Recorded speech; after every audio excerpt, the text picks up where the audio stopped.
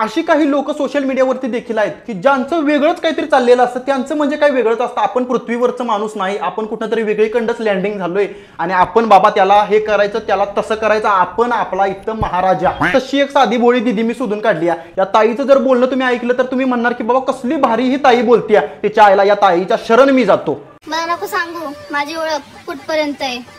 तू बदनामी कर कुठचे, तुझी लायकी जिथपर्यंत आहे, समजलं का?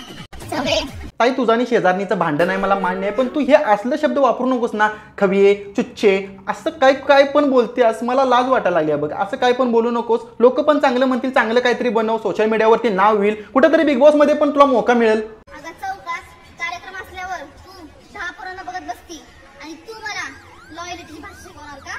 होय ग? तरीच मी म्हणतो रात्री कोण पोरगी होती ती, मी पण चौकात गेलतो, ही ताई पण तिथं आलती पलीकडच्या साईडला तिकडे उभारलेली आणि एक पोरगी माझ्याकडे बघितली. असा मी पण त्याच्या आईला स्टाईलमध्ये उभारलेलो, मित्राच्या असा खांद्यावरती हात ठेवून, असा सलमान खान सारखा केसातने हात फिरवीत. तरीच मी म्हटलो आईला कोणतरी आपल्याकडे बघती या काळ्याभोर अंधारात. बरं झालं ताई तू सांगितलंच नाही तर माझ्या आयुष्याचं वाटोळ झालं असतं, त्याच्या आईला ती पोरगी माझ्या आयुष्यात आली असती. बरं झालं ताई, धन्यवाद. जर कोणत्या मुलीला मुलं बदलायची सवय लागली असेल ना तर ती मुलगी कधीच एकाची बदली होऊ शकत नाही. आणि अशा खूप काही मुली आहेत, सगळ्या मुलांना नाही बोलत मी.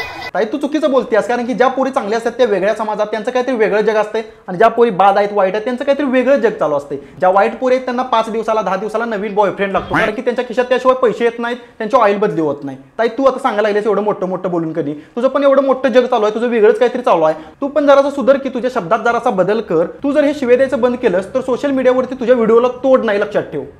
बात सही आहे. जर त्या वरच्या देवाने मला चांगलं लिहून ठेवलंय तर तू काय ठाकराकडे करणार आहेस माझी? आणि हा ताई तुझा गैरसमज आहे. देवानं तुझं चांगलं लिहून ठेवलेलं नाही, मी सांगतो स्वतः, कारण की तुझं शब्द जे आहे तू जे बोलतेस घाणेरडं मला लाज वाटायला लागली आहे. तुझं जर स्वतःचं जर तुला चांगलं करायचं असलं तर तुझं जर असं बोलणं जर असं चांगलं कर, जर असं शिव्या द्यायच्या बंद कर, जर असं चांगलं वाग. तुमच्यासाठी झोपलेल्या कुत्र्याला आणि स्नॅप काढणाऱ्या पोरीला कधीच डवचू नका, कारण त्या दोन्ही पण वचकन अंगावर येतात. आता ही ताई बघा स्नॅप टाकणाऱ्या पोरगीचं सांगायला लागली. ही ताई आता स्नॅप टाकून स्नॅपचॅटचे अकाउंट 15 काढून 20 काढून पोरांना गंडवून स्नॅप काढत होती आणि आता सांगायला लागली स्नॅपचॅटची पोरगी डायरेक्ट अंगावरती उडी मारते. ताई हे चांगले शब्द तुमच्या तोंडातून मला अपेक्षित नव्हते. लई बोलायला लागली तू माझ्या माघारी. जंगळ्या भाईला पाठवू का तुझ्या घरी? कसं जंगळ्या बोले तू चंगळ्याबाईला स्वतःचा पाय उचलं ना, चंगळ्याबाईचं तंगड झालंय असं आणि चंगळ्याला फक्त कू कू कू एवढंच येतंय. चंगळ्याबाईला घरात पाठवा, इमारतीत पाठवा, नाहीतर दारात पाठवा. चंगळ्याबाईला ताई काही येणार नाही, लक्षात ठेव. आणि ही ताईले चंगळ्याबाईचं गुणगान सांगायला लागली. चंगळ्याबाईचा काय पहिले इस्तेमाल करे फिर विश्वास करे करून बघितलीस का काय? आंब्याच्या झाडाला हिरवा हिरवा पाला, आंब्याच्या झाडाला हिरवा हिरवा पाला. परीक्षा जवळ आली आहे, अभ्यास कर रे. आता ताई तू लोकांना सांगतेस अभ्यास कर, लहान पोरांना सांगतेस अभ्यास कर, परीक्षा जवळ आली आहे. आता परीक्षा देऊन अभ्यास करून मोठं होऊन शिक्षण घेऊन जर पोरं तुझ्यासारखी होणार असतील तर पोरांनो आणि पोरींनो मी सांगतो की बाबा तुम्ही शिक्षण घेऊ नका, अभ्यास करू नका, परीक्षा देऊ नका. कारण की ही ताई खूपच मोठं बोलते, खूपच मोटिवेशन चांगलं देते. हिच्या तोंडात एक असा वाईट शब्द नाही.